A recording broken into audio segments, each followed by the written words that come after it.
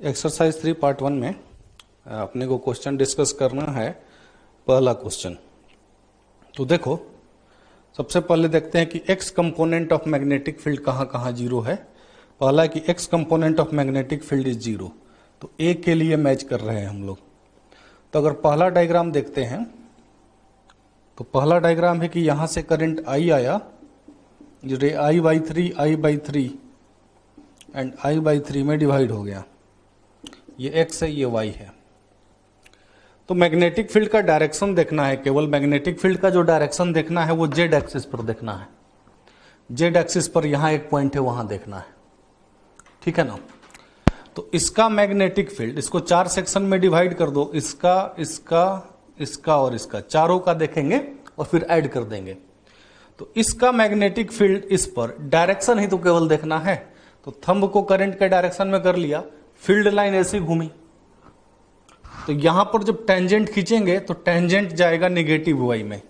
तो इसका जो मैग्नेटिक फील्ड है वो निगेटिव वाई डायरेक्शन में है। अब बात करते हैं इस सेक्शन की, तो थंब को करंट के डायरेक्शन में कर लो, यहां पर मैग्नेटिक फील्ड देखना है। तो इतने रेडियस का सर्कल खींचोगे, ऐसा घूमेगा, टेंजेंट ड्रॉ करोगे तो इसका भी मैग्नेटिक फील्ड निगेटिव वाई में है। तो इसका और इसका मैग्नेटिक फील्ड निगेटिव वाई में है। अब बात करते हैं इसके मैग्नेटिक फील्ड की। तो इसका मैग्नेटिक फील्ड अगर वहां पर देखेंगे, ऐसे फील्ड लाइन घूम रही है, टेंजेंट ड्रॉ करेंगे तो पॉजिटिव एक्स में है, ठीक है। और इसका भी मैग्नेटिक फील्ड पॉजिटिव एक्स में है। तो net magnetic field in the diagram is along positive x direction. और वो नेट मैग्नेटिक फील्ड होगा कितना, ये भी निकाल लेते हैं हम लोग। तो देखो, सॉरी, इसका तो पॉजिटिव एक्स में है, एक्चुअली करंट उल्टा हो गया। इसका तो पॉजिटिव एक्स में है, ऐसे घूम रहा, ऐसा क्या। इसकी बात करें तो करंट एक्चुअली ऐसे जा रहा है, तो ऐसे घुमाएंगे तो टेंजेंट ऐसा जाएगा। तो एक्चुअली हो क्या रहा है कि इसका मैग्नेटिक फील्ड और इसका मैग्नेटिक फील्ड कैंसिल कर जाएगा वहां पर। तो एक्चुअली पी के लिए नेट मैग्नेटिक फील्ड जो है ना वो जीरो है, ये आपको याद रखना है, अच्छा, ताकि मैच करा पाओ आप। अब आते हैं डायग्राम क्यू में। ए के लिए मैचिंग कर रहे हैं, पर सारा हम लोग एक ही बार देख लेंगे, ए बी सी डी, तो सब काम हो जाएगा अपना। तो क्यू के लिए देखते हैं। क्यू का जो डायग्राम है, यहां से करंट आई आया और ये करंट यहां डिवाइड हो गया, I by two, I by two. ये भी एंगल 45 है, ये भी 45 है। अब यहां पर मैग्नेटिक फील्ड देखना है। तो यहां पर मैग्नेटिक फील्ड देखना है, तो इसका मैग्नेटिक फील्ड ऐसे घुमाओ, तो मैग्नेटिक फील्ड हो गया निगेटिव वाई में। और वो निगेटिव वाई में जो मैग्नेटिक फील्ड आ रहा है उसका मैग्नीट्यूड लिख देते हैं, B1 से डिनोट किया इसके मैग्नेटिक फील्ड को। तो वो लिखेंगे म्यू नॉट आई अपॉन 4 पाई, परपेंडिकुलर डिस्टेंस जो लेना है वो परपेंडिकुलर डिस्टेंस डी लेना है, और डायरेक्शन जो हुआ वो माइनस ऑफ जे कैप हो गया। इसका जब मैग्नेटिक फील्ड देखेंगे उस पॉइंट पर, थंब को करंट के डायरेक्शन में कर लिया, ऐसे फील्ड लाइन घूमेगी। ये जो सर्कल होगा, ये सर्कल का प्लेन इसके 90 डिग्री पर होगा। सोच के देखो, माने कि इससे 90 डिग्री पर एक सर्कल खींचो। तो अगर मैं एक सर्कल खींचता हूं और वहां टेंजेंट खींचूंगा ना, तो मैग्नेटिक फील्ड B2 जो आएगा वो इस लाइन के अलोंग आएगा। तो B2 की बात करें, अगर मैं वेक्टर फॉर्म में लिखूं तो मैग्नीट्यूड क्या हो गया भैया, तो mu naught I by 4 pi D, magnitude तो वही रहा, आई जो हो गया वो आई बाई 2 हो गया। अब इसको रिजोल्व करके लिखेंगे तो इस डायरेक्शन में है, तो cos 45 I cap plus y component minus है, minus mu naught I by 2 upon 4 pi D sine 45 j cap, ये B2 हो गया। अब इसका मैग्नेटिक फील्ड देखेंगे, तो इसका मैग्नेटिक फील्ड, थंब को करंट के डायरेक्शन में कर लो, सर्कल खींचो, सर्कल ऐसे घूम रहा है, सर्कल का प्लेन वायर के परपेंडिकुलर है। तो सर्कल का प्लेन वायर के परपेंडिकुलर है, सर्कल अगर ऐसे घूमेगा तो सोच, सर्कल का प्लेन जो होगा इसको इंक्लूड करेगा। तो अगर मैं यहां पर टेंजेंट खींचता हूं उस पॉइंट पर, तो ऐसे जाएगा, देख ऐसे जा रहा, ये डायरेक्शन में जाएगा, तो ये हो गया B3 और ये जो एंगल होगा ये 45 होगा। तो अगर मैं B3 को लिखूं तो B3 को लिखूंगा म्यू नॉट, करंट I/2 है 4 pi d cos 45 minus of I cap and mu naught I/2 upon 4 pi D sine 45, इसका J कंपोनेंट भी निगेटिव है। तो इन सबको जोड़ देंगे तो नेट मैग्नेटिक फील्ड आ जाएगा। अकॉर्डिंगली अपने देख लेंगे कि ABCD में कौन सा दिख रहा है इसमें। पहले इतना नोट कर लेते हैं। अब R की बात कर लो। R का जो डायग्राम है, यहां से करंट गया I, ये करंट फर्दर डिवाइड हो गया I/2 एंड I/2 में, ठीक है। अब अपने को निकालना है magnetic field eight A point on the Z axis, जिसका कोऑर्डिनेट है 0,0,D। एक सेकंड, मार्कर में चेंज कर रहा हूं, है ना। अच्छा, तो मेरे को वो मैग्नेटिक फील्ड चाहिए। तो इसका मैग्नेटिक फील्ड वहां पर देख, ऐसा हो गया थंब। अब अगर ऐसा थंब हो गया, ऐसा जब घूमेगा तो यहां टेंजेंट मारेगा तो देख निगेटिव Y में जाएगा। अगर ये Y है तो निगेटिव Y में। इसका मैग्नेटिक फील्ड अगर B1 लिखूं तो B1 आ जाएगा mu naught I/4 pi D minus of J cap, ठीक है ना। अच्छा, इसका मैग्नेटिक फील्ड इस पॉइंट पर ऐसे फील्ड लाइन घूम रही, टेंजेंट ड्रॉ करो, इस डायरेक्शन में है, पॉजिटिव X में है। और इसका मैग्नेटिक फील्ड इस पॉइंट पर अगर थंब को ऐसे कर लूं तो निगेटिव X में है। तो मतलब कि इसका और इसका मैग्नेटिक फील्ड कैंसिल हो जाएगा, तो यही नेट मैग्नेटिक फील्ड है, ये R हो गया। Now coming to S। S में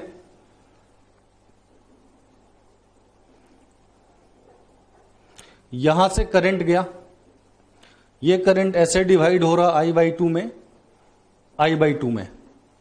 ये एंगल 45 है, ये एंगल 45 है। सेम पॉइंट पर मैग्नेटिक फील्ड देखना है। इसका मैग्नेटिक फील्ड देखो निगेटिव X Y में होगा, इस वायर का मैग्नेटिक फील्ड, उसको मैंने B1 लिख दिया। तो B1 को मैं लिखूंगा mu naught I/4 pi D, direction जो लिखा वो लिखा माइनस ऑफ J कैप। इसका मैग्नेटिक फील्ड, तो थंब को करंट के डायरेक्शन में करो, करंट किधर जा रहा है ऐसा, तो थंब को ऐसा कर लिया, सर्कल ऐसा खींचेगा। सर्कल का जो प्लेन होगा, प्लेन सर्कल का इस वायर के परपेंडिकुलर होगा। तो अगर इस वायर के परपेंडिकुलर एक सर्कल खींचता है, ये एंगल भी तो 90 है। अगर ये एंगल 90 है तो थंब ऐसा किया तो इसका मैग्नेटिक फील्ड ये डायरेक्शन में आएगा। उसको कर दिया मैंने B2, तो ये एंगल को सीधे बोल सकते हैं 45 डिग्री हो गया।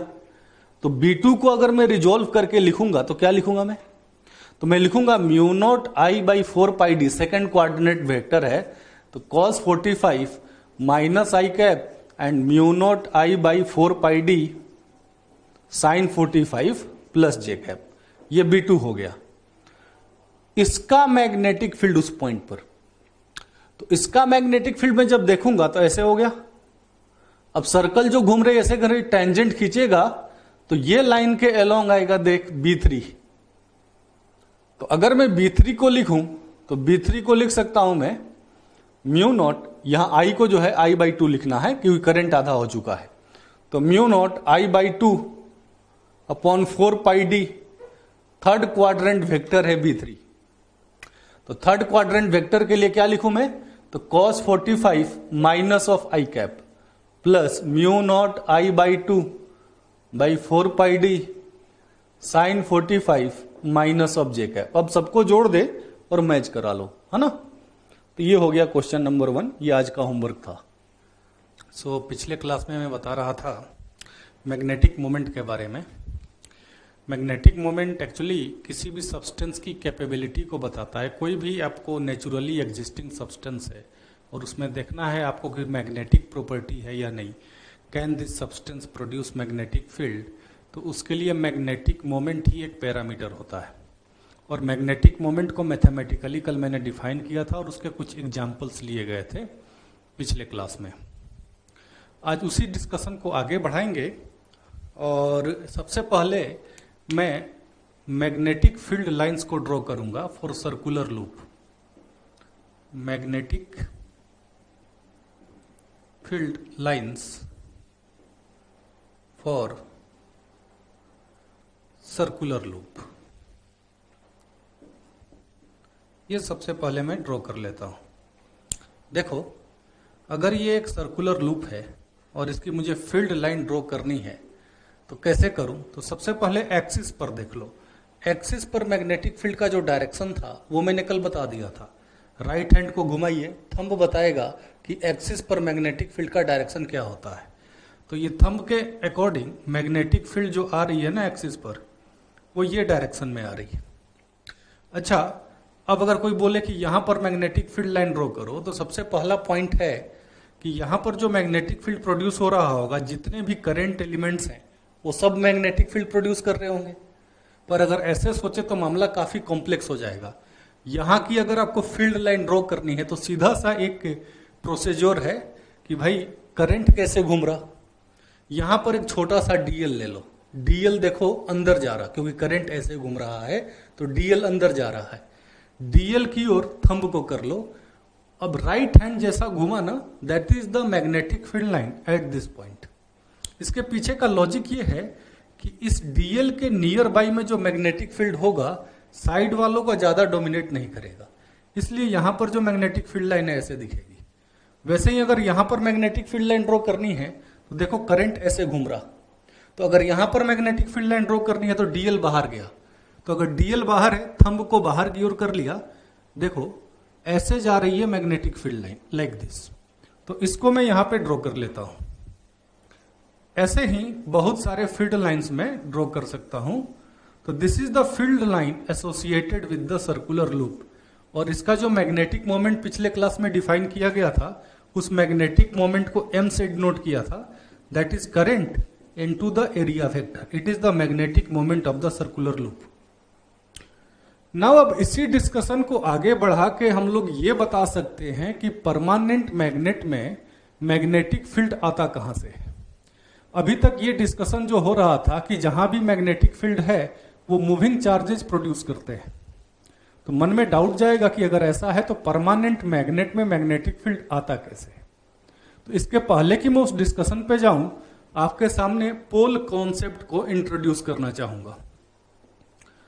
पोल कॉन्सेप्ट ये आपको बता देगा कि magnetic field permanent magnet produce कैसे करता है।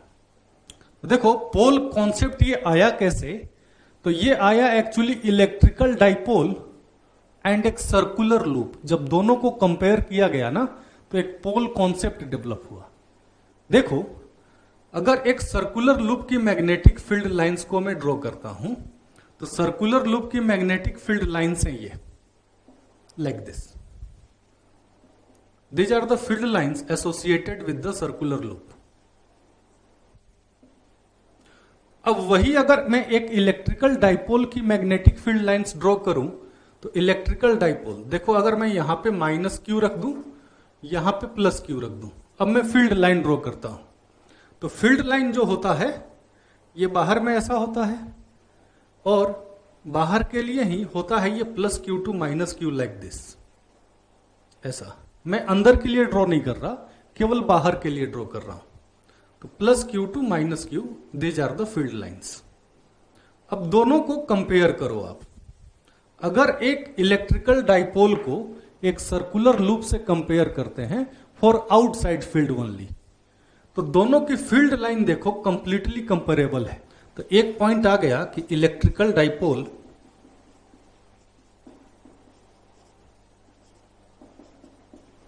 Is comparable with loop according to field lines. According to field lines, this is the first comparison, और इसको आप नोट कर लें। नेक्स्ट अगला जो कंपैरिजन है वो है field comparison, the second comparison.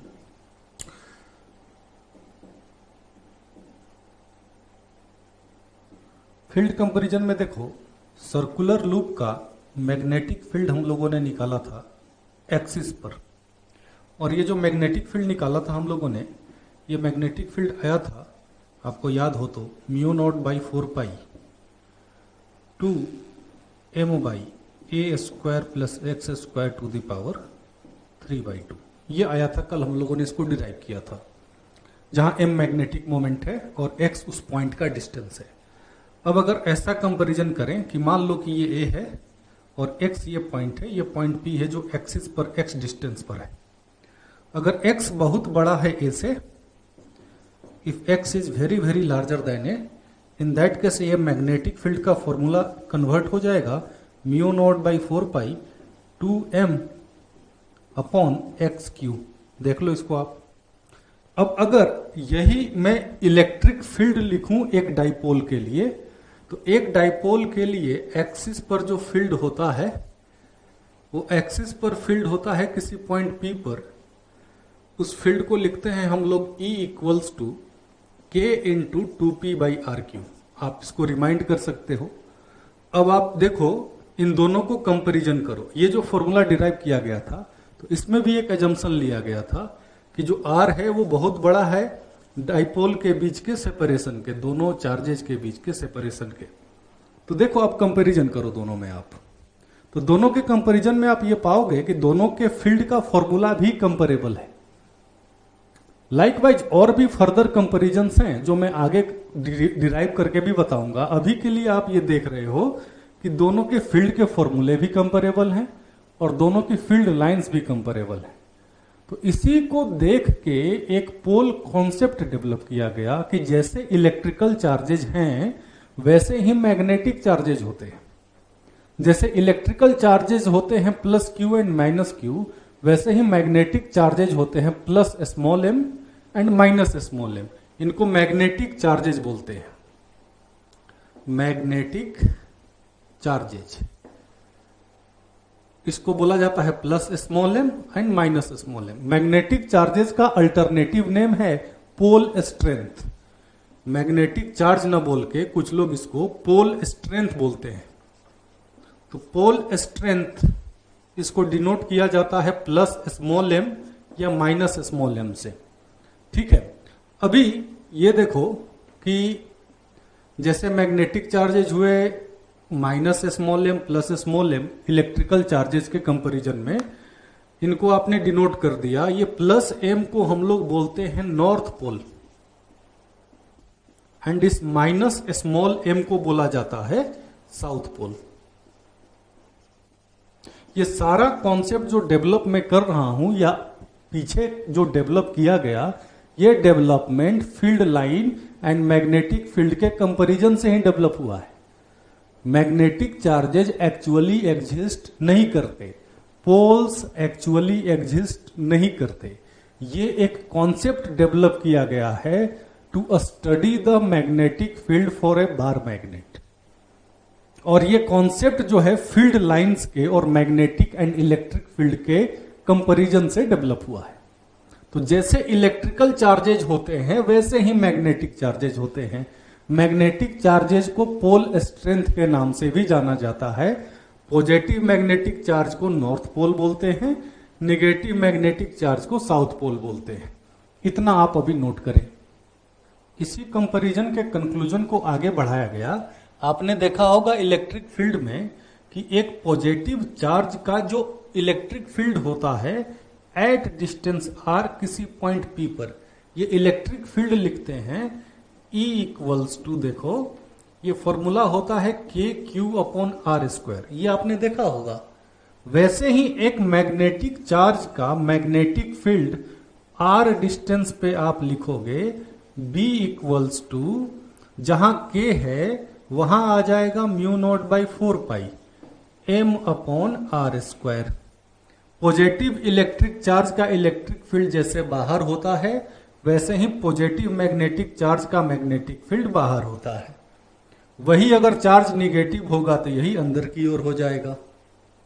जैसे कि आगे ये कंपैरिजन किया गया कि जैसे कि एक पॉजिटिव चार्ज के लिए फील्ड लाइन खींचें तो ये ऐसा होता है, ये पॉजिटिव इलेक्ट्रिकल चार्ज का इलेक्ट्रिक फील्ड लाइन है। वैसे ही पॉजिटिव मैग्नेटिक चार्ज अगर आइसोलेटेड फॉर्म में हो तो उसकी मैग्नेटिक फील्ड लाइंस देखो ऐसे खींची जाएंगी। ठीक है, ये सारी चीजें अब कंपेयर करके लिखी जा रही हैं, ठीक है ना। वैसे ही सिमिलरली अब सारी चीजें देखो मैं कंपेयर करके जल्दी जल्दी लिखते जाऊंगा। जैसे हम लोगों ने देखा था कि एक इलेक्ट्रिकल डाइपोल है, ये प्लस क्यू है, ये माइनस क्यू है, ये हो गया डाइपोल का एक्सिस। अगर किसी पॉइंट पर अगर मुझे देखना है कि भाई इलेक्ट्रिक फील्ड क्या है, तो ये थीटा एंगल पर हम लोग देखते थे इलेक्ट्रिक फील्ड को, तो दो कंपोनेंट लिखते थे, एक रेडियल लिखते थे ER और एक टेंजेंशियल लिखते थे, इसको माइनस कर दिया इसको प्लस, एक टेंजेंशियल लिखते थे हम लोग E थीटा। वैसे ही जब एक मैग्नेटिक डाइपोल की बात होगी जिसमें इधर माइनस M है इधर प्लस M है, किसी पॉइंट पर जब मैं मैग्नेटिक फील्ड देखूंगा ना R डिस्टेंस पर थीटा एंगल पर, तो मैग्नेटिक फील्ड के दो कंपोनेंट होंगे, एक मैग्नेटिक फील्ड का कंपोनेंट होगा रेडियल, एक मैग्नेटिक फील्ड का कंपोनेंट होगा टेंजेंशियल। एक छोटा सा जो सर्कुलर लूप होता है ना, ये एक स्मॉलेस्ट मैग्नेटिक डाइपोल के इक्विवेलेंट होता है। एक छोटे से लूप को आप एक डाइपोल से रिप्लेस कर सकते हो, कंपैरिजन से आया है ये, आप पीछे पन्ने में पलट के देख सकते हो। इसको आप हटा के इधर लगा सकते हो -M, इधर लगा सकते हो +M। अब ये स्मॉलेस्ट बार मैग्नेट बन गया। अभी देखो इसका अगर मैं फील्ड लाइन खींचू ना, तो बार मैग्नेट का भी फील्ड लाइन आ जाएगा। देखो तो देखो बार मैग्नेट के लिए अगर मैं फील्ड लाइन की बात करूं, ये है नॉर्थ पोल, ये है साउथ पोल, तो बार मैग्नेट के लिए मैग्नेटिक फील्ड लाइन देखो एक्सिस पर हो रहा है -M to +M और बाहर में हो रहा है +M to -M। तो बार मैग्नेट के अंदर मैग्नेटिक फील्ड लाइन ऐसा है, और बार मैग्नेट के बाहर मैग्नेटिक फील्ड लाइन है north pole to south pole. इतना आप नोट करें। तो सर्कुलर लूप के लिए अगर आप फील्ड लाइन ड्रॉ करते हैं तो वो कंपैरिजन जो होगा वो एक स्मॉलेस्ट मैग्नेटिक डाइपोल के कंपैरिजन में होगा। ऐसा एक सर्कुलर लूप है तो वो एक छोटा सा मैग्नेटिक डाइपोल है। तो अब कोई बोले कि नॉर्थ पोल किधर है बताओ, कोई क्वेश्चन बोला कि ये एक सर्कुलर लूप है, नॉर्थ पोल किधर है बताइए, तो आप ऐसे करना कि राइट हैंड को ऐसे घुमा लेना, जिधर थंब जाएगा ना नॉर्थ पोल उधर की ओर होगा। तो थंब अगर ऊपर गया तो नॉर्थ पोल बोलना इधर है, साउथ पोल बोलना ऐसा है। तो एक स्मॉलेस्ट बार मैग्नेट को रिप्रेजेंट करता है एक सर्कुलर लूप। अब इसी कंपैरिजन को मैं आगे बढ़ाता हूं। देखिए एक सर्कुलर लूप का मैग्नेटिक मोमेंट लिखते थे हम लोग, magnetic moment equals to current into area, A magnitude में मैं लिख रहा हूं। और एक इलेक्ट्रिकल डाइपोल का डाइपोल मोमेंट लिखते थे charge into separation between the charges. तो अगर ये एक मैग्नेटिक डाइपोल है, if a circular loop is a magnetic dipole, तो उस केस में आप क्या कर सकते हो कि इलेक्ट्रिकल डाइपोल से कंपैरिजन करके इसी मैग्नेटिक मोमेंट को लिखा जा सकता है magnetic charge into the separation between the charges, that is small D. यहां से देखो क्या हो जाएगा कि यहां से पोल स्ट्रेंथ का यूनिट आ जाएगा। कैसे? तो पोल स्ट्रेंथ को लिख सकते हैं IA अपॉन द सेपरेशन। तो unit of pole strength, pole strength की यूनिट क्या आ गई बॉस यहां से? तो देखो ये चार्ज की तरह कूलम्ब नहीं है इसका यूनिट, इसका यूनिट क्या आएगा? तो ampere metre square upon metre, ampere metre, ये पोल स्ट्रेंथ का यूनिट हो गया। एक मैग्नेटिक चार्ज का यूनिट क्या होता है? तो एम्पियर इंटू मीटर होता है। ठीक है, अब अगर ऐसा है कि सर्कुलर लूप और एक मैग्नेटिक डाइपोल दोनों कंपेरेबल हैं, तो आगे की सारी थ्योरी जो है ना वो मैग्नेटिक डाइपोल के लिए लिख दी जा सकती है। कैसे? तो इलेक्ट्रिकल डाइपोल से कंपेयर करके। तो इलेक्ट्रिकल डाइपोल के लिए फील्ड का जो रेडियल कंपोनेंट होता था, ER का वैल्यू क्या होता था याद है आपको? ये होता था 2kp cos theta upon RQ। ये हम लोगों ने डिराइव किया था इलेक्ट्रोस्टैटिक्स में। वैसे ही अगर मैं एक मैग्नेटिक डाइपोल ले लेता हूं -M + M, और मैग्नेटिक फील्ड का अगर मैं रेडियल कंपोनेंट लिखूंगा ना, तो मैं लिखूंगा 2, जहां के है ना वहां क्या आएगा, अभी बताया था मैंने, तो जहां के है वहां आ जाएगा म्यू नॉट बाई 4 पाई, और P हो जाएगा, ये इलेक्ट्रिकल डाइपोल मोमेंट है, उसके जगह आ जाएगा magnetic dipole moment cos theta upon r cube.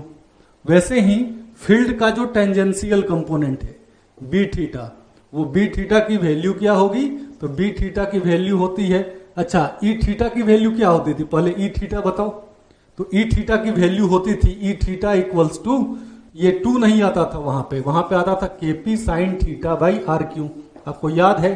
तो वैसे ही ये ई थीटा है, अगर मैग्नेटिक फील्ड का टेंजेंशियल कंपोनेंट बी थीटा में लिखूंगा तो के जहां है वहां आ जाएगा म्यू नॉट बाई 4 पाई, और पी के जगह magnetic moment sine theta by r cube. तो अब सारी थ्योरी जो है ना कंपैरिजन करके फटाफट लिखी जा सकती है बिना किसी दिक्कत के, ठीक है। अच्छा, बी थीटा का डायरेक्शन ध्यान रहे, बी थीटा का जो डायरेक्शन होगा उसको आप देख लेना, radial component and tangential component का डायरेक्शन कैसे देखना है, तो जैसे देखते थे इलेक्ट्रिकल डाइपोल के लिए बिल्कुल वैसा देखना है। एक बार के मैं इसको एक्सप्लेन करके बताता हूं आपको, इतना नोट कर लो आप, है ना।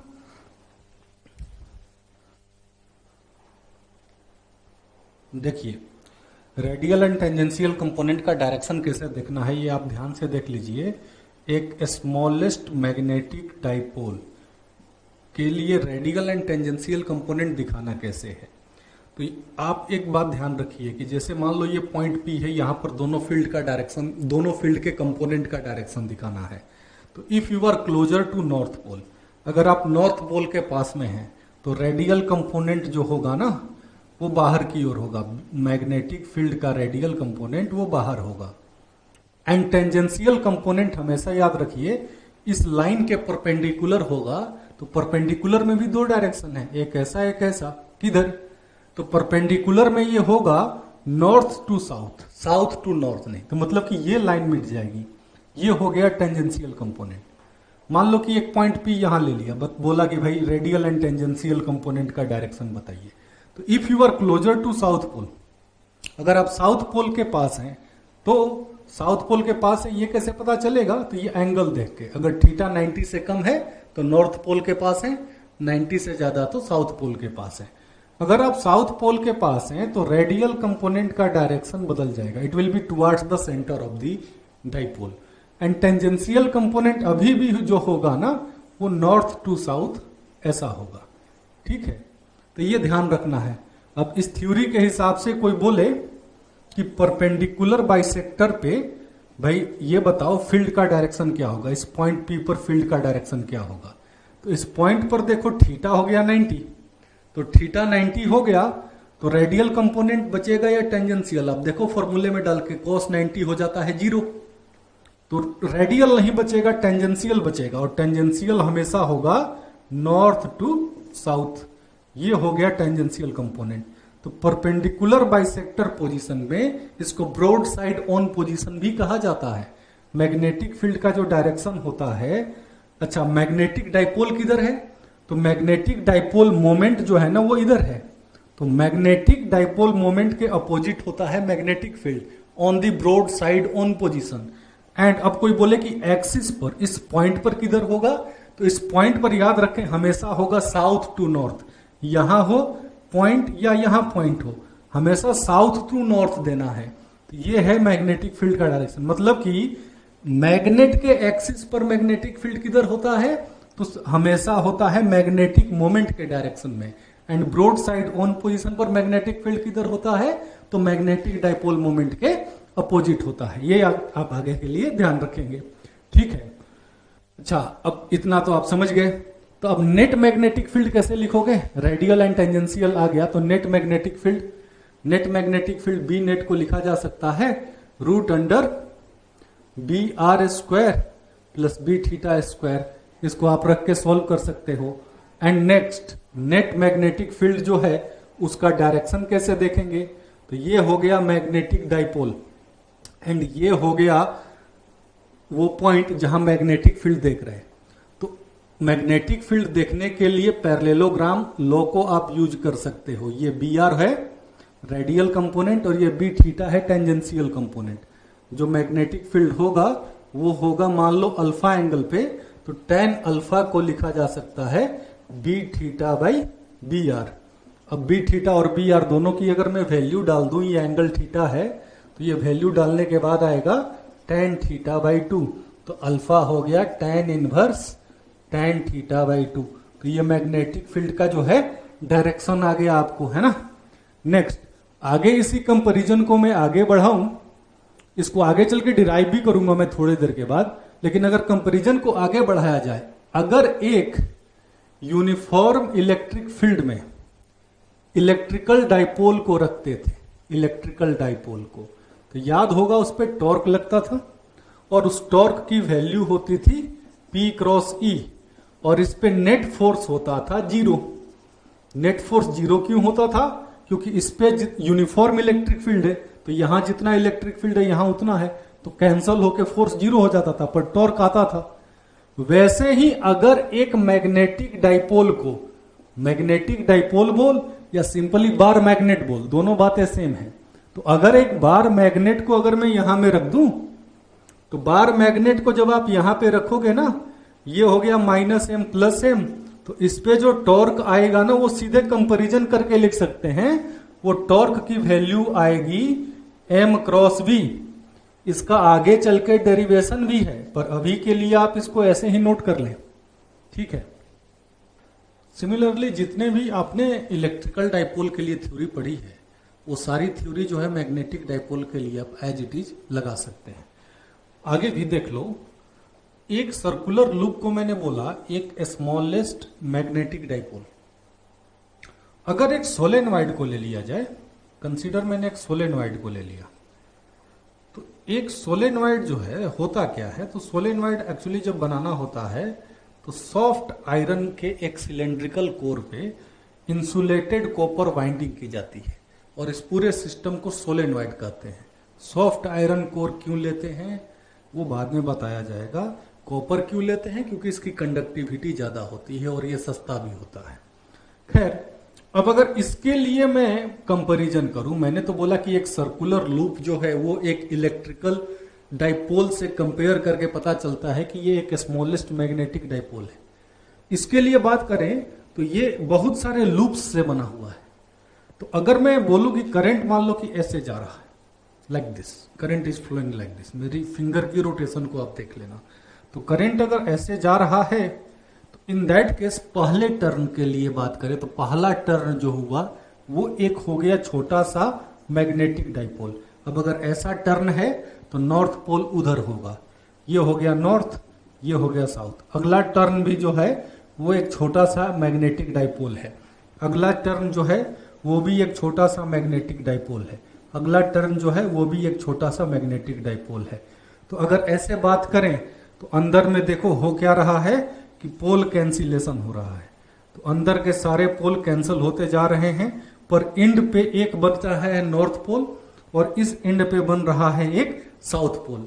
यही केस होता है परमानेंट मैग्नेट में। परमानेंट मैग्नेट में होता क्या है ना, पेरिफेरल लेवल पे, उसके सरफेस पे, अंदर नहीं, सरफेस पे ऐसा गोल वाला करंट फ्लो करता है, लाइक दिस। ऐसा गोल वाला करंट क्यों फ्लो करता है? तो कोई भी परमानेंट मैग्नेट जो होता है ना, वो या तो बनता है पैरामैग्नेटिक सब्सटेंस से या तो बनता है फेरोमैग्नेटिक सब्सटेंस से, जिनके वैलेंस सेल में केवल एक इलेक्ट्रॉन रहता है। तो वैलेंस सेल में केवल एक इलेक्ट्रॉन है, तो वो इलेक्ट्रॉन सर्कुलर ऑर्बिट में घूम रहा है। अंदर में सारे इलेक्ट्रॉन तो पॉली एक्सक्लूजन प्रिंसिपल से उल्टा उल्टा घूम रहे हैं। तो अंदर के सेल्स के लिए मैग्नेटिक मोमेंट कैंसिल हो रहा है, पर आउटर सेल में जो सिंगल इलेक्ट्रॉन है उसके लिए एक मैग्नेटिक मोमेंट होगा।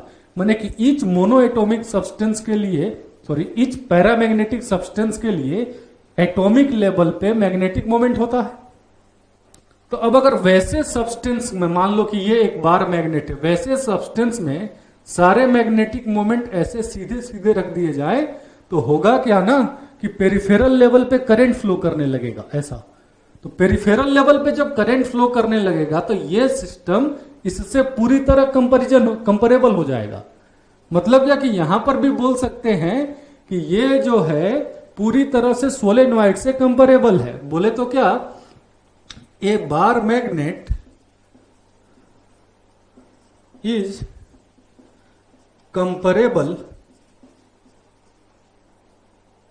टू सोलेनॉइड, ये पूरी तरह से कंपेरेबल है। तो इसका अगर ऐसा मतलब है, तो अगर अब क्या करूं कि मैं यहां से तोड़ दूं, तो अगर मैं इसको तोड़ता हूं ना तो फिर बन जाएगा, देखो नॉर्थ पोल साउथ पोल ऐसा। फिर तोड़ता हूं, मान लो यहां से तोड़ दिया तो फिर नॉर्थ पोल साउथ पोल बन जाएगा। तो ऐसा मैं जब तोड़ते जाऊंगा ना तो कभी ऐसा नहीं आएगा कि नॉर्थ पोल और साउथ पोल अलग अलग हो जाए। तो इसका सीधा सा थ्योरी अगला निकलता है कि magnetic monopoles can not exist. Magnetic monopoles can not exist, magnetic monopole exist नहीं कर सकते। तोड़ते जाओगे आप एटम को तोड़ नहीं पाओगे, और एटम को तोड़ नहीं पाओगे तो एक एटम के आउटर सेल में एक इलेक्ट्रॉन घूम रहा है। तो जब एक इलेक्ट्रॉन घूमेगा ना तो वो एक इलेक्ट्रॉन घूमने के चलते उस सेल में करंट है, जिसके चलते मैग्नेटिक मोमेंट आ जाएगा। आ रही है बात समझ में? तो आप एटम को डिवाइड नहीं कर सकते, आज तक एटम को डिवाइड नहीं किया गया है। तो मतलब कि जब एटम नहीं टूटेगा तो नॉर्थ पोल और साउथ पोल अलग अलग भी नहीं होगा, ये बात है। अब देखो, इतनी बात जब समझ गए तो आपके मन में कंफ्यूजन ये आएगा कि एक इलेक्ट्रॉन के घूमने से ऑर्बिट में करंट जो चलता है उसके चलते कितना मैग्नेटिक मोमेंट आता होगा। तो इस बात को आप यहां पे देख लेते हैं। मैग्नेटिक मोमेंट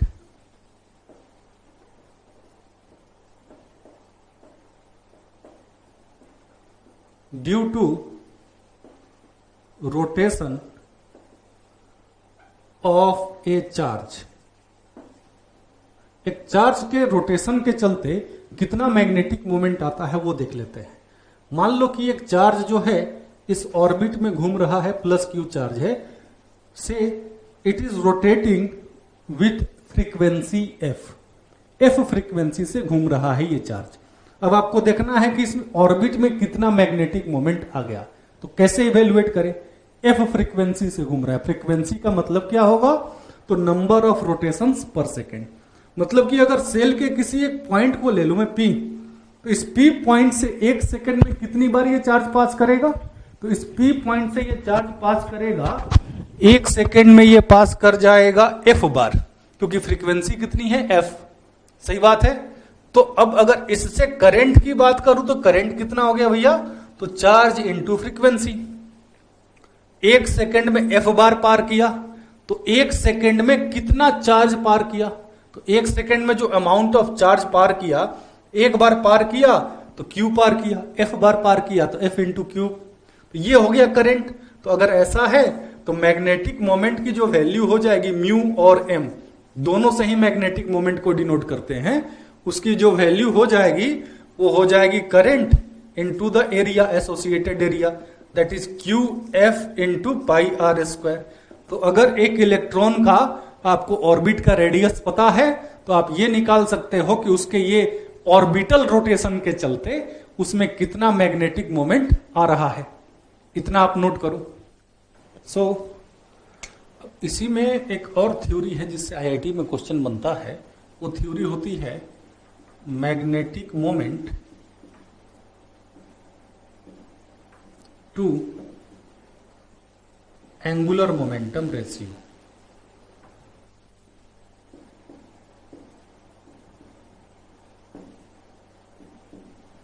इसको आप देख लो, इससे एक क्वेश्चन आईआईटी में जरूर आएगा। अभी अभी आपने देखा कि एक चार्ज प्लस क्यू है, एफ फ्रीक्वेंसी से इस ऑर्बिट में घूम रहा है, तो कितना मैग्नेटिक मोमेंट प्रोसेस करेगा ये चार्ज। उसके मैग्नेटिक मोमेंट एम को हम लोगों ने लिखा बड़े एम को, कैपिटल एम को लिखा हम लोगों ने charge into frequency into pi r square, ये मैग्नेटिक मोमेंट लिखा। अभी एज्यूम करके ये चार्ज का मास एम है, ठीक है। अब अगर फ्रीक्वेंसी एफ है तो एंगुलर फ्रीक्वेंसी कितनी हो गई, तो एंगुलर फ्रीक्वेंसी हो गई 2 पाई एफ।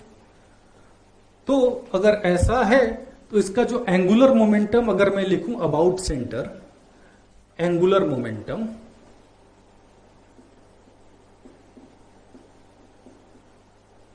तो इसके एंगुलर मोमेंटम को लिख सकता हूं मैं, एंगुलर मोमेंटम का वैल्यू हो गया भैया mvr।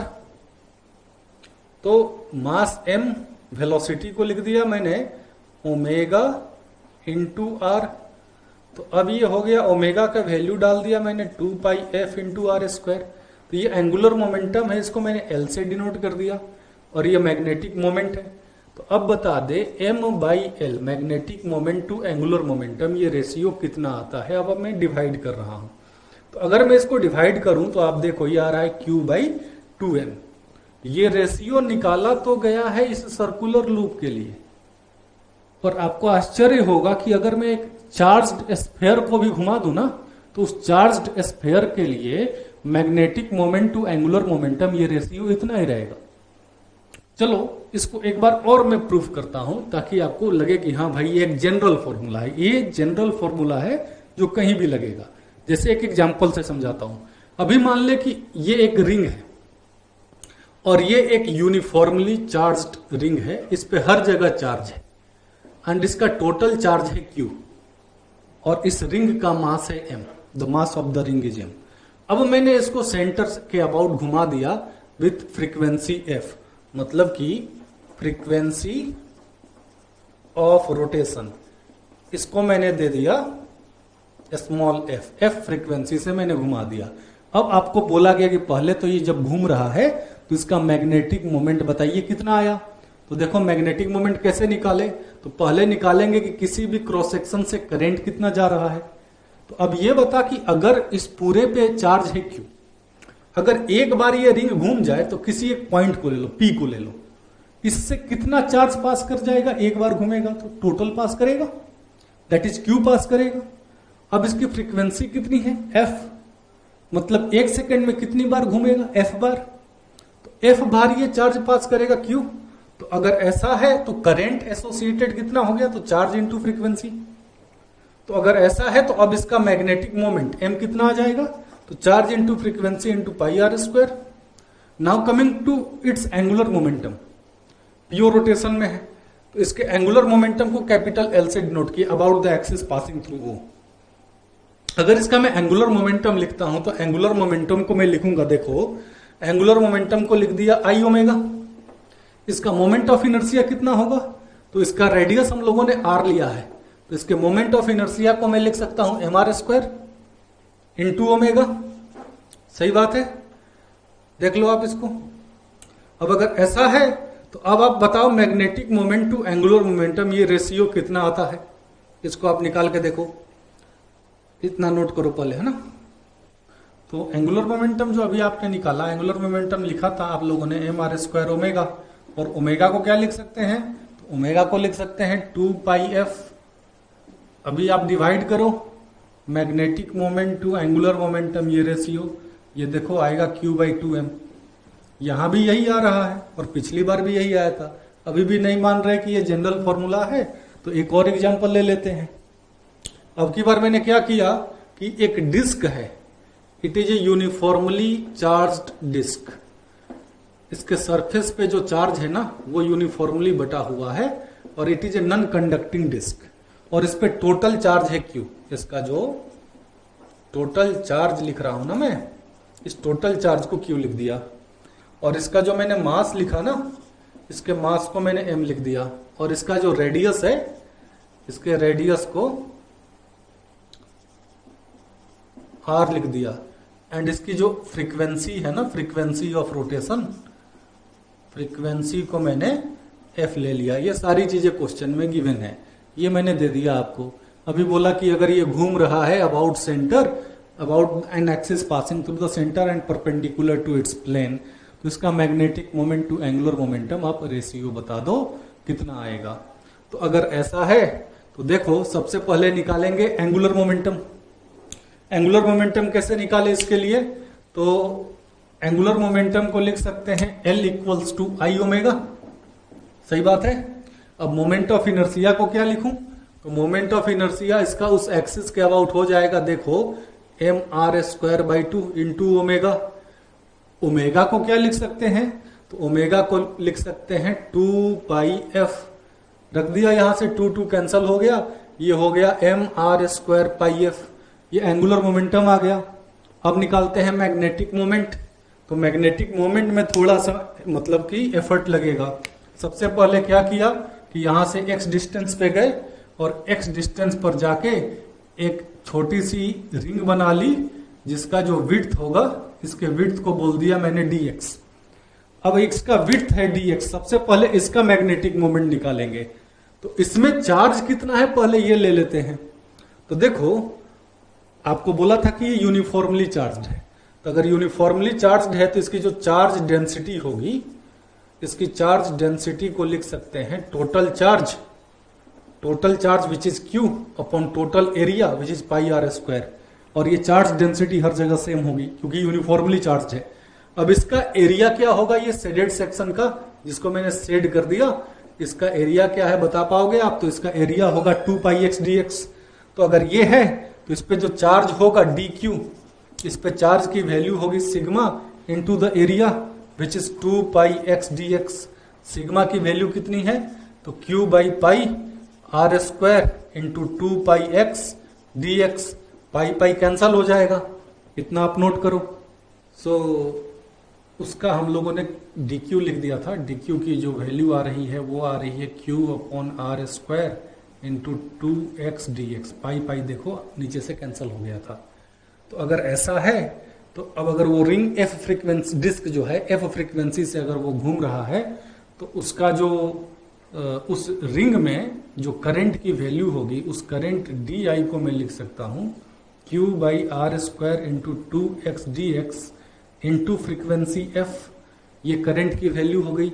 अब अगर ये करंट है तो जो मैग्नेटिक मोमेंट होगा डी म्यू, वो मैग्नेटिक मोमेंट हो जाएगा d I into pi x square. इसको आप देख लो डायग्राम से। अब इस डी आई को मैं यहां रख दूंगा तो ये डी आई की वैल्यू और ये एक्स और एक्स स्क्वायर एक्स क्यूब हो जाएगा। तो ये आएगा देखो q by r square 2 pi x q f into d x. ये मैग्नेटिक मोमेंट है, इसको डी म्यू लिखो या डी एम लिखो। तो टोटल जो मैग्नेटिक मोमेंट आएगा उसको अपने लिख सकते हैं क्यू बाई आर स्क्वायर, बाहर आ गया 2 पाई एफ बाहर आ गया, इंटीग्रेशन में है x q d x. X is varying from 0 to r। तो ये आ गया q by r square 2 pi f, ये हो गया r टू द पावर 4/4। अब ये 4 और 2 कैंसिल हो जाएगा। तो ये मैग्नेटिक मोमेंट है। और एंगुलर मोमेंटम को आपने क्या लिखा था? तो एंगुलर मोमेंटम याद होगा आपको, हम लोगों ने लिखा था m r square by 2 into 2 pi f. अब हम लोग इसको जरा डिवाइड कर लेते हैं तो देखो कितना आता है magnetic moment to angular momentum ratio. वापस आप डिवाइड करो इसको, तो वापस डिवाइड करोगे तो ये Q बाई 2m आ जाएगा। अब इस टेक्निक से बहुत सारा काम हो जाता है। जैसे कोई बोले कि एक सॉलिड स्फीयर है, यूनिफॉर्मली चार्ज्ड सॉलिड स्फीयर, एक एग्जांपल है। It is a uniformly charge solid sphere और इसका रेडियस है a। अब ये ओमेगा एंगुलर फ्रीक्वेंसी से घूम रहा है अबाउट डायमीटर। अब आप इसका मैग्नेटिक मोमेंट बताओ, ऐसा पूछा तो सीधे ये फॉर्मूला आप यूज कर लेना। बोलना कि भैया मैग्नेटिक मोमेंट होगा Q by 2m into angular momentum. और इसका एंगुलर मोमेंटम लिखना बहुत आसान है। इसका एंगुलर मोमेंटम हो जाएगा Q by 2m, angular momentum I omega हो गया। तो आई हो गया देखो 2 by 5 m r square into omega. तो देखो एम एम कैंसल हो गया और 2 कैंसल हो गया। तो ये आ गया 1 by 5 Q R square omega. देखो इसका मैग्नेटिक मोमेंट आ गया। तो इस रेशियो को यूज करके आप किसी भी एक ऑब्जेक्ट का मैग्नेटिक मोमेंट निकाल सकते हो अगर उसका एंगुलर मोमेंटम पता हो। जैसे कोई बोल दे कि ये रॉड है, ये रॉड को घुमा रहे हैं। अगला एग्जांपल देखते हैं। इतना आप नोट कर ले पहले इसको, फिर अगला एग्जांपल देखते हैं। जैसे एक और एग्जांपल लेते हैं। ये एक रॉड है और ये इस पे चार्ज है Q और इसका मास है कैपिटल M और इसकी लेंथ L है। बोला कि इस लाइन के अबाउट इसको घुमा रहे हैं। अब इसका बता दो मुझे मैग्नेटिक मोमेंट। ये रॉड कितना मैग्नेटिक मोमेंट प्रोसेस करता है। तो ऐसे तो बहुत मामला मुश्किल हो जाएगा, लेकिन वो फॉर्मूला अगर अपने यूज कर लें कि magnetic moment to angular momentum, ये रेशियो होता है Q/2m, तो तुरंत ही काम आसान हो जाएगा। अभी देखो, सीधे लिख सकते हैं अपने magnetic moment equals to Q/2m into angular momentum. अब इसका चार्ज Q है, इसके मास को कैपिटल M दिया गया है। अब इसका एंगुलर मोमेंटम तो I ओमेगा लिखेंगे। अब उस एक्सिस के अबाउट जो I होगा ना, वो होता है देखो ml²/3 इंटू ओमेगा। दिया था कि ओमेगा एंगुलर फ्रीक्वेंसी से घुमा रहे, तो m कैंसिल हो गया। तो देखो आ गया इसका मैग्नेटिक मोमेंट QL²ω/6। ये इसके मैग्नेटिक मोमेंट का वैल्यू आ गया। तो किसी भी सब्सटेंस के लिए मैग्नेटिक मोमेंट अब आप आराम से लिख सकते हो अगर उसका एंगुलर मोमेंटम पता हो तो। ये है ना, इतना आप नोट कर लें। अगले टॉपिक पे चलते हैं। अगला टॉपिक है एम्पियर्स सर्किटल लॉ। ये एक इंपॉर्टेंट टॉपिक है, यहां से एक क्वेश्चन IIT में बनता है। तो एम्पियर सर्किटल लॉ की बात करनी है। पहले इस लॉ के डिफिनीशन को समझ लेते हैं। इसका कोई डेरिवेशन नहीं है, इट्स ए लॉ, ठीक है। तो डिफिनीशन पॉइंट पे आते हैं। मान लो कि इस बोर्ड के प्लेन में बहुत सारे करंट है। कुछ करंट इस बोर्ड के प्लेन के अंदर है, कुछ करंट इस बोर्ड के प्लेन के बाहर है। देयर आर स्ट्रेट वायर्स पर present perpendicular to the plane of board, है ना। These are few currents.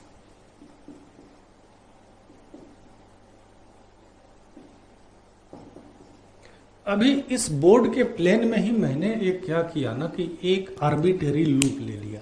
जैसा मेरा मन करे मैंने ऐसा एक लूप ले लिया। देखो इस मार्कर के लाइन को ऐसा एक लूप ले लिया। अब अगर मैं बोलूं कि लूप के किसी भी पॉइंट पर मैग्नेटिक फील्ड होगा, वो मैग्नेटिक फील्ड अंदर की करंट के चलते होगा या बाहर की करंट के चलते, सोच के बताओ। तो वो ईच करंट के चलते होगा, अंदर हो या बाहर हो, सबके चलते होगा। सही बात है। अब मैंने क्या किया कि इस लूप पे एक ओरिएंटेशन दे दिया, एरो। सारी करंट्स बोर्ड के प्लेन के परपेंडिकुलर है, पर ये लूप जो है ना ये बोर्ड के प्लेन में है। डिफिनेशन को क्लियरली आप समझ लेना। लूप बोर्ड के प्लेन में है, करंट्स बोर्ड के प्लेन के परपेंडिकुलर है। अब मैंने एक लूप लिया, ये लूप है, अगली बात ये सरफेस नहीं है, ठीक है ना, इट्स ए लूप। और इस पे मैंने एक एरो दे दिया। अब इसके ईच पॉइंट पर मैग्नेटिक फील्ड निकाल के इस लाइन के अलोंग इंटीग्रेट किया। कैसे लाइन के अलोंग? तो जैसा ये एरो है वैसा ही एक मैंने डीएल ले लिया। अब इस डीएल पर जितने भी करंट है ना अंदर या बाहर, उन सबका मैग्नेटिक फील्ड निकाल लिया, net magnetic field due to the currents inside the loop as well as outside the loop. ये नेट मैग्नेटिक फील्ड मैंने निकाल लिया। अब उसके बाद मैंने क्या किया कि इसको मैंने इंटीग्रेट किया ओवर द लूप B.dl। तो ये जो इंटीग्रेशन आएगा ना, ये B नेट जो है ना वही B है जो मैं यहां लिख रहा हूं। और ये B.dl की वैल्यू आएगी if the permeability of the medium is μ0, so it's the free space, into the current enclosed by the loop। ये इसका डिफिनेशन पॉइंट। इसको आप आराम से देख लो ध्यान से, यहां से एक क्वेश्चन IIT में जरूरी बनता है। अब अगली बात ये आएगी कि करंट इनक्लोज्ड लिखना कैसे है। तो करंट इनक्लोज्ड लिखने का सीधा सा तरीका है। सबसे पहला पॉइंट, ये लूप कैसे घूम रहा है, दाहिने हाथ को वैसे घुमा दो आप। थंब किधर गया, अंदर जा रहा है क्या? तो आप बोलो कि अंदर की जितनी करंट है ना वो पॉजिटिव है और बाहर की जितनी करंट है वो नेगेटिव है। तो अंदर कौन कौन सी करंट है? तो I2 एंड I4। बाहर कौन सी है? I1। तो करंट इनक्लोज्ड जब मैं लिखूंगा तो करंट इनक्लोज्ड को मैं लिखूंगा I2 plus I4 minus I1। Positive current कैसे देना है समझे, और निगेटिव करंट कैसे देना है समझे। करंट इनक्लोज्ड ही लिखना है, बाहर की करंट को नहीं लिखना है। तो line integration of magnetic field over the loop is given by μ0 into I enclosed। ये इंटीग्रेशन करते समय ये एरो तुम्हारे चॉइस के हिसाब से है, पर ये एरो जैसा होगा डीएल का डायरेक्शन भी वैसा होगा। ये लॉ जो है ना, इसका एक लिमिटेशन है, इसका एक लिमिटेशन है कि ये हर जगह यूज नहीं होगा। लिमिटेशन है कि तभी यूज होगा जब फील्ड रहेगी स्टैटिक। स्टैटिक फील्ड कंडीशन में ही इसको आप यूज कर सकते हैं, हर जगह आप इसको यूज नहीं कर सकते हैं। स्टैटिक फील्ड कंडीशन का क्या मतलब, तो मैग्नेटिक फील्ड टाइम वेरिंग नहीं होना चाहिए, टाइम के साथ मैग्नेटिक फील्ड नहीं बदलना चाहिए। मैग्नेटिक फील्ड टाइम के साथ कब नहीं बदलेगा, तो वाइट सेवर्ट लो पढ़ा है तुमने, अगर करंट टाइम के साथ नहीं बदलेगा, मैग्नेटिक फील्ड करंट पे डिपेंड करता है according to Biot Savart law. If current is not varying with time at any point, if current is not varying with time, then at that point magnetic field will not vary with time, और ऐसे field को बोलेंगे static field. और अगर magnetic field static है तभी ये law use होगा। ये गॉस थ्योरम जैसा तो दिखता है, पर गॉस थ्योरम का देखो लिमिटेशन नहीं है, वो स्टैटिक फील्ड कंडीशन में भी लगता है और टाइम वेरिंग फील्ड कंडीशन में भी उसको लगाते हैं, पर ये तब लगेगा जब फील्ड रहेगा स्टैटिक। हाँ, ये किसी भी मीडियम में लगेगा, जब मीडियम चेंज होगा तो ये परमिएबिलिटी जो होगी वो मीडियम के अकॉर्डिंग हो जाएगी। ये मीडियम डिपेंडेंट पैरामीटर है, तो it is valid in any medium but in static field condition. Now right it's statement. अब इसके स्टेटमेंट को लिख लो, एम्पियर सर्किटल लॉ लिखो, एम्पियर सर्किटल लॉ। अब इसके स्टेटमेंट को लिखो, line integration of magnetic field over a arbitrary loop will be equal to mu naught into I enclosed, where I enclosed is the current enclosed by the loop। इतना लिखने के बाद अब ये डायग्राम बनाओ, ये स्टेटमेंट लिखो एम्पियर सर्किटल लॉ का यहां तक।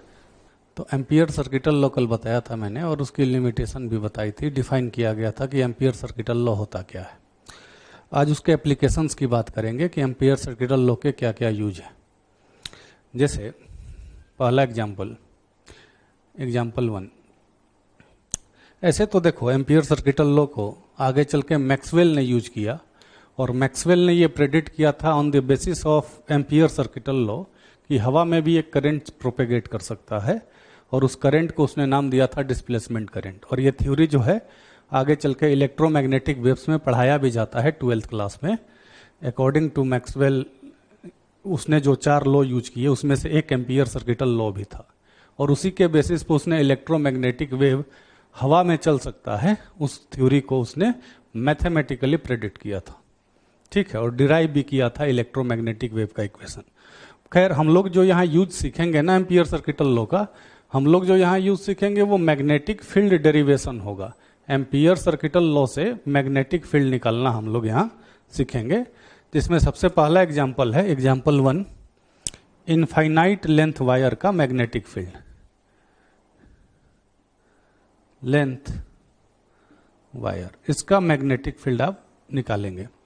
तो देखो ये इनफाइनाइट लेंथ वायर है और इसमें करंट जा रहा है I, और इसका magnetic field at point P at perpendicular distance D मुझे चाहिए। अब ये एम्पियर सर्किटल लॉ से इवेल्युएट करूंगा।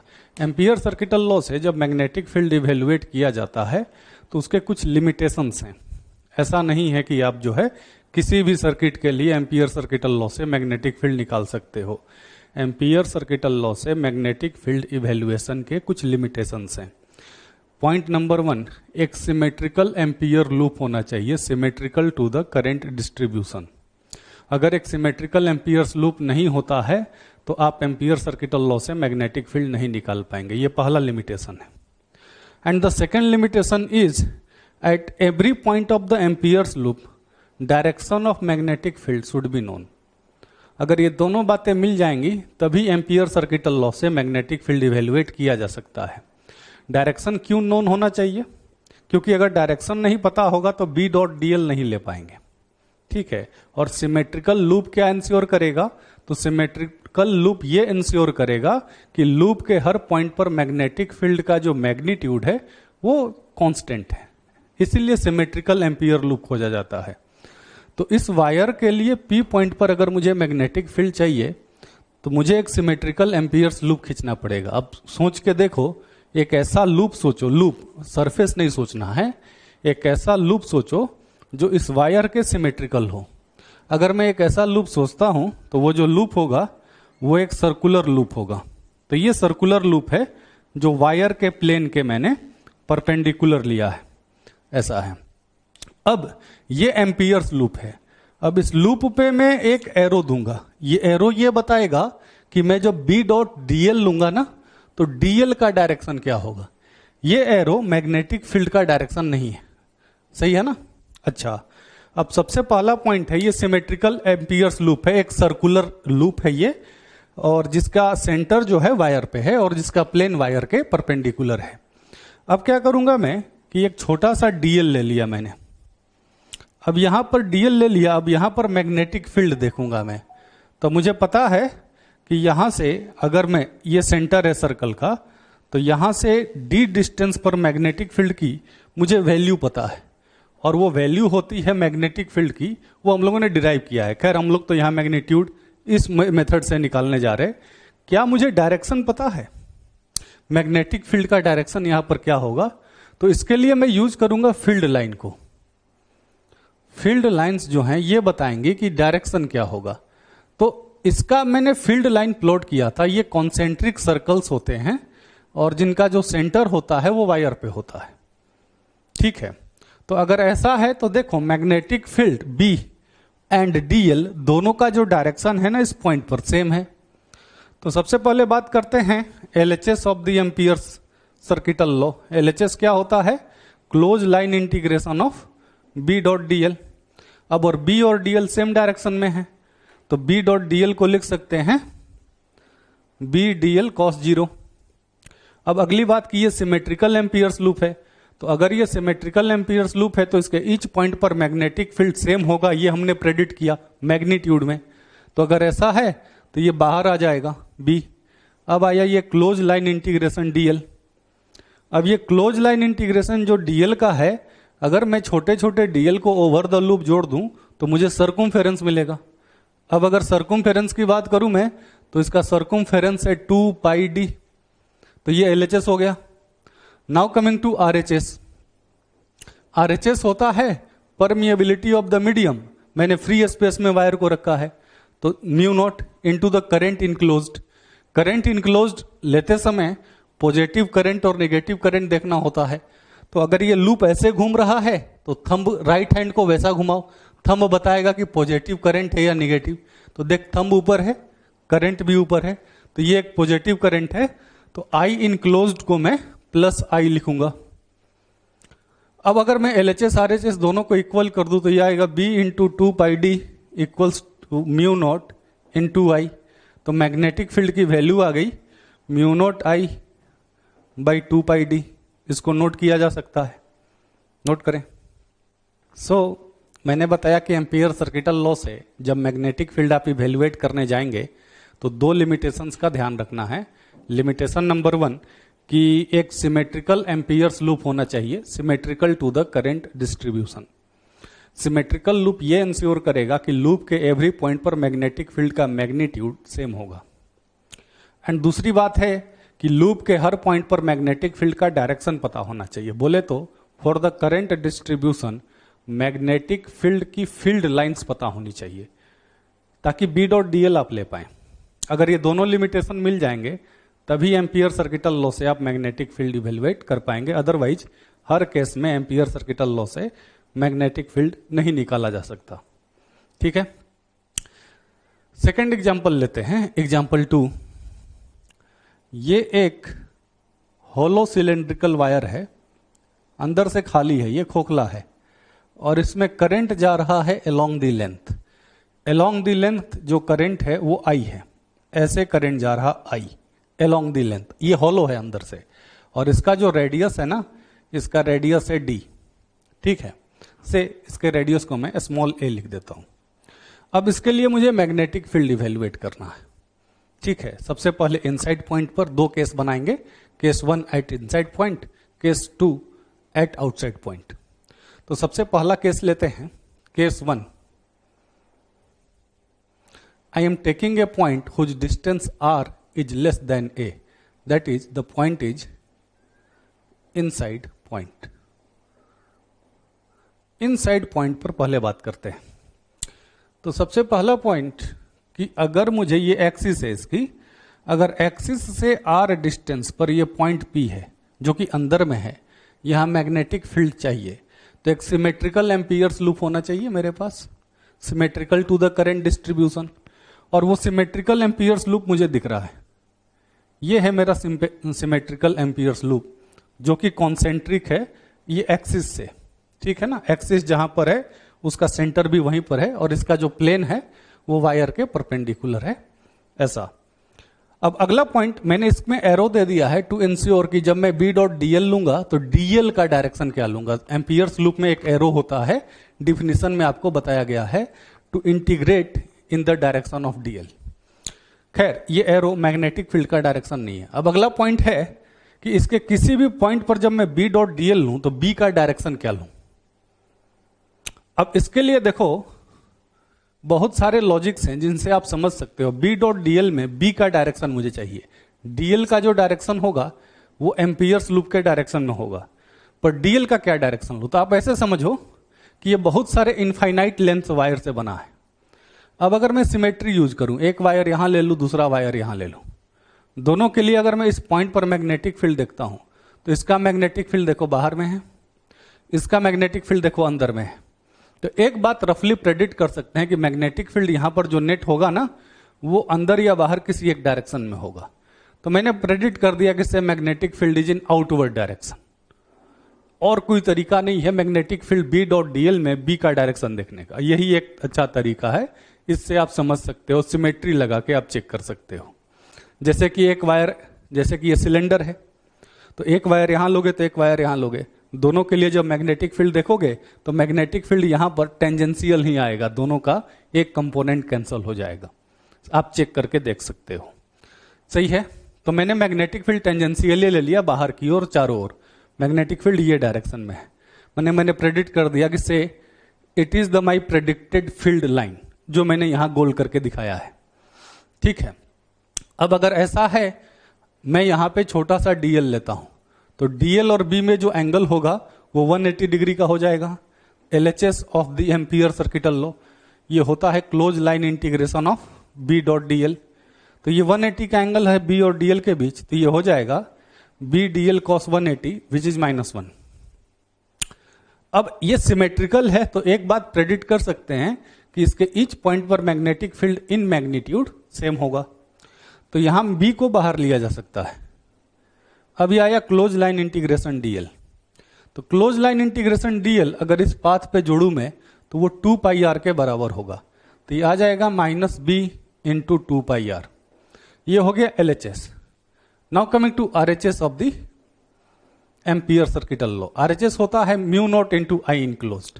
अंदर खाली था, मीडियम एयर है, तो म्यू नॉट हो गया, और करंट इनक्लोज्ड अंदर 0 है, अंदर कोई करंट नहीं है क्योंकि ये एक हॉलो सिलेंडर है। तो अगर ऐसा है तो आरएचएस हो गया 0। अब एलएचएस और आरएचएस को इक्वेट करें तो अंदर में मैग्नेटिक फील्ड आ गया 0। तो अब आगे के लिए इसको ध्यान रखेंगे कि एक हॉलो सिलेंडर है तो उसके किसी भी अंदर के पॉइंट पर मैग्नेटिक फील्ड 0 होता है if it is carrying current I along its length. इसको आप नोट कीजिए। अब इसी का केस 2, ये तो केस 1 था। कमिंग टू केस 2, अभी मुझे बाहर के पॉइंट पर मैग्नेटिक फील्ड चाहिए। ये एक होलो सिलेंड्रिकल वायर है और इसके आउटसाइड पॉइंट पर मुझे मैग्नेटिक फील्ड चाहिए। ये इनफाइनाइट लेंथ का सिलेंडर है और इसमें जो करंट जा रहा है अलोंग द लेंथ आई जा रहा है। इसका जो रेडियस लिया था हम लोगों ने, रेडियस ए लिया था। नाउ केस 2 है, the second case is the point whose distance from axis is greater than a. Axis से उस पॉइंट का जो डिस्टेंस है वो ए से ज्यादा है। इस पॉइंट पर मैग्नेटिक फील्ड मुझे चाहिए। ये डिस्टेंस आर है, आर इज ग्रेटर देन ए। तो सिमेट्रिकल एम्पियर्स लूप लेना पड़ेगा पासिंग थ्रू पॉइंट पी। तो सिमेट्रिकल एम्पियर्स लूप सबको दिख रहा होगा कि ये सर्कल नहीं हो सकता है। तो ये एक सिमेट्रिकल एम्पियर्स लूप है। इसमें आपको एक एरो देना होगा। एरो वो डायरेक्शन में जैसा आपको लगे एक एरो देना पड़ेगा टू इंश्योर कि डीएल किधर लेना है। मैंने एरो दे दिया ऐसा, ये मैग्नेटिक फील्ड का डायरेक्शन नहीं है, ये बी डॉट डीएल में डीएल किधर लेना है उसके लिए है। नाउ कमिंग टू पॉइंट 2 कि बी डॉट डीएल में बी का डायरेक्शन क्या लेना है। तो देखो ये इनफाइनाइट लेंथ सिलेंडर है, ये इनफाइनाइट लेंथ वायर की तरह बिहेव करेगा। अब इनफाइनाइट लेंथ वायर का मैग्नेटिक फील्ड लाइन आपको पता है, इनफाइनाइट लेंथ वायर का मैग्नेटिक फील्ड लाइन आपको बताया गया है कि कॉन्सेंट्रिक सर्कल्स होते हैं। तो सीधी सी बात है कि अगर मैं एक छोटा सा डीएल यहां पे लेता हूं तो डीएल और बी में जो एंगल होगा ना वो 0 डिग्री आ जाएगा। अगर ऐसा है तो एलएचएस पे आते हैं, close line integration of B dot dl. B और डीएल में 0 डिग्री का एंगल है तो ये हो जाएगा बी डीएल कॉस 0। अब बी को बाहर कर लो, close line integration of dl. अगर इसको मैं आप इंटीग्रेट करते हो तो close line integration of dl जो होगा ये 2 पाई आर के बराबर हो जाएगा। ये आ गया LHS. Now coming to RHS. RHS में होता है mu not into current enclosed. Enclosed current या तो पॉजिटिव लेते हैं या तो निगेटिव। कैसे देखते हैं? तो करंट जैसे जा रहा राइट हैंड को वैसा घुमाओ, थंब बताएगा कि किधर के डायरेक्शन को पॉजिटिव करंट लेना है। तो अभी मुझे प्लस आई लेना है यहाँ, तो दोनों को इक्वल कर दूं अगर मैं, तो मैग्नेटिक फील्ड की जो वैल्यू आएगी वो मैग्नेटिक फील्ड की वैल्यू आएगी mu naught I by 2 pi R. Now coming to the point, अगर मैं एक ग्राफ खींचूं इस होलो सिलेंड्रिकल वायर के लिए, magnetic field versus distance R, अगर मैं एक ग्राफ खींचता हूं तो कैसा दिखेगा? तो for the points which are inside, उनके लिए मैग्नेटिक फील्ड 0 हो जाएगा। देखो ऐसा। अब सीधे बाहर की ओर बात करें तो जैसे जैसे आर बढ़ेगा मैग्नेटिक फील्ड घटेगा। ये एक रेक्टेंगुलर हाइपरबोला का इक्वेशन आएगा, तो रेक्टेंगुलर हाइपरबोला यहां से ग्राफ दिखेगा। तो it is the magnetic field versus distance R graph for a hollow cylindrical wire. इसको आप नोट कीजिए। अगला एग्जांपल है एग्जांपल 3। ये एक लार्ज सीट है ना, इनफाइनाइट लेंथ एंड ब्रेड्थ। इसका लेंथ भी इनफाइनाइट है, ब्रेड्थ भी इनफाइनाइट है, बहुत बड़ा ये सीट है। और इसके लिए मुझे मैग्नेटिक फील्ड चाहिए। मैग्नेटिक फील्ड मुझे, जैसे ये लार्ज सीट है तो यहां पर चाहिए, जहां मेरा हाथ दिख रहा है वहां पर मुझे मैग्नेटिक फील्ड चाहिए। It is carrying current I along the से लेंथ ऑफ दी सीट, ऐसे करंट जा रहा है इसमें। अब इस लार्ज सीट के लिए मुझे मैग्नेटिक फील्ड चाहिए। तो अगर इसमें करंट मान लो ऐसे जा रहा है, तो अगर इसको साइड से देखें, साइड व्यू अगर आप इसका देखोगे तो साइड से ये ऐसा दिखेगा। देखो साइड से देखने पर इस सीट को ऐसे बनाया जा सकता है और करंट इसमें ऐसे जा रहा। तो करंट ऐसे जा रहा है तो उसको मैं बोल सकता हूं कि there are infinite currents which are going inward. ऐसे इनफाइनाइट लेंथ की वायर्स हैं जो एक दूसरे के पैरेलल रखी हुई हैं और इसमें करंट जो है ना अंदर जा रहा, ठीक है ना। और इसमें एक और चीज गिवन है, that is current per unit width. ये करंट पर यूनिट विड्थ के गिवन है, ठीक है ना। अब आपको यहां पर मैग्नेटिक फील्ड चाहिए एट पॉइंट पी। अब सोचो कि क्या अपने एम्पियर सर्किटल लॉ से ये मैग्नेटिक फील्ड यहां निकाल पाएंगे? क्या कोई सिमेट्रिकल लूप पॉसिबल है? अगर मैं एक सर्कल भी बनाता हूं ना तो वो सिमेट्रिकल नहीं होगा, क्योंकि उसके ईच पॉइंट का डिस्टेंस इससे वेरी कर रहा है। तो कैसा एक लूप बनाया जाए कि सिमेट्रिकल हो? तो अगर दिमाग में जोर डालेंगे तो आप सोचोगे कि ऐसा कोई लूप पॉसिबल है ही नहीं। अब क्या किया जाए? तो अब देखो एक तरीका। अपने क्या करते हैं ना कि एक लूप मैंने बनाया जो रेक्टेंगुलर क्रॉस सेक्शन का है, ऐसा ये लूप है रेक्टेंगल, है ना। अब इस रेक्टेंगल का बेनिफिट क्या मिलेगा? ये भी देखो सिमेट्रिकल नहीं है। एम्पियर सर्किटल लॉ के लिए सिमेट्रिकल लूप होना चाहिए, पर ये भी सिमेट्रिकल नहीं है। देखोगे तो इसके हर पॉइंट का डिस्टेंस वेरी कर रहा है। ये पॉइंट वायर से कुछ और दूरी पे है, ये पॉइंट वायर से कुछ और दूरी पे है। तो फिर तो ये लिमिटेशन को वायलेट कर रहा है। फिर कैसे काम करेंगे? तो देखो क्या होगा यहां पर, बात को समझना। इसके पहले कि मैं आगे बढ़ूं, पहले मैं फील्ड लाइन को देख लेता हूं कि इसकी फील्ड लाइंस कैसी दिखेंगी। फील्ड लाइंस जान जाएंगे तो इस रेक्टेंगुलर का क्या बेनिफिट है वो आप समझ जाओगे। तो देखो, इसकी फील्ड लाइन खींचने के लिए मैंने सिमेट्री को यूज किया है। अगर यहां पर मुझे फील्ड का डायरेक्शन देखना है, इस वायर के लिए अगर मैं मैग्नेटिक फील्ड का डायरेक्शन देखूं, तो मैग्नेटिक फील्ड का जो डायरेक्शन होगा ना, देखो इस लाइन के परपेंडिकुलर ऐसा होगा B1। और अगर मैं यहां पर एक वायर ले लेता हूं और उसके लिए यहां पर अगर मैं मैग्नेटिक फील्ड का डायरेक्शन देखूं, तो मैग्नेटिक फील्ड का डायरेक्शन होगा देखो इधर B2। तो अगर मैं दोनों का नेट लूं ना, तो जो मैग्नेटिक फील्ड नेट आएगा वो नेट मैग्नेटिक फील्ड देखो ये डायरेक्शन में आ रहा है। अब अगर ऐसा है कि यहां पर मैग्नेटिक फील्ड इधर है, यहां पर सिमेट्री लगाओगे ना, तो मैग्नेटिक फील्ड का जो डायरेक्शन आएगा नेट मैग्नेटिक फील्ड का वो इधर आएगा। अब बात को समझो, जो पार्ट सिमेट्रिकल नहीं था उस पार्ट के लिए B.dl 0 हो जाएगा, क्योंकि अगर मैं इस पे एरो दे देता हूं, से मैंने एरो ऐसे दे दिया, तो dl का डायरेक्शन देखो, dl किधर है और b किधर है, B.dl 0 आ रहा है। यहां पर भी B.dl 0 आ रहा है, यहां पर भी B.dl 0 आ रहा है। मतलब कि एसिमेट्रिकल पार्ट पे B.dl 0 हो गया। अब ये सारे पॉइंट्स जो है ना वो बराबर बराबर दूरी पर हैं इससे, तो ये सब सिमेट्रिकल पॉइंट्स हैं, तो इनके ईच पॉइंट पर मैग्नेटिक फील्ड का मैग्नीट्यूड सेम होगा। सिमेट्रिकल कैसे बोल सकते हैं? क्योंकि ये इनफाइनाइट लेंथ शीट है, इसका विड्थ भी इनफाइनाइट। अब अगर ऐसा है तो देखो, पहले बात करेंगे LHS की। LHS होता है क्लोज्ड लाइन इंटीग्रेशन B.dl। सबसे पहला पॉइंट, अब ये क्लोज इंटीग्रेशन नहीं रह जाएगा, क्योंकि इंटीग्रेशन केवल एग्जिस्ट करेगा यहां पर और यहां पर, इन्हीं दोनों पॉइंट पर इंटीग्रेशन एग्जिस्ट करेगा, इन वायर्स पर इंटीग्रेशन एग्जिस्ट नहीं करेगा। अब अगर ऐसा है तो इस क्लोज इंटीग्रेशन को हटा के ओपन इंटीग्रेशन लगाओ पहले तो। अब देखो मैग्नेटिक फील्ड किधर है, यहां पर, और dl किधर होगा, एरो किधर दिया मैंने, उधर ही dl होगा। तो अगर ऐसा है तो b और dl में एंगल हो गया 0, तो ये हो गया b dl cos 0। अब अगर ऐसा है तो अब ये पार्ट और ये वाला पार्ट जो है ना बराबर बराबर दूरी पे मैंने लिया है। अगर ये x है ना तो इसको भी मैंने x ही लिया है, ऐसा है। तो अगर ऐसा है तो b को बाहर ले सकते, इंटीग्रेशन dl से मैंने इसकी विड्थ को b ले लिया, इस रेक्टेंगुलर लूप के विड्थ को मैंने b ले लिया। तो अगर ऐसा है तो ये इंटीग्रेशन हो जाएगा b इंटू 2b।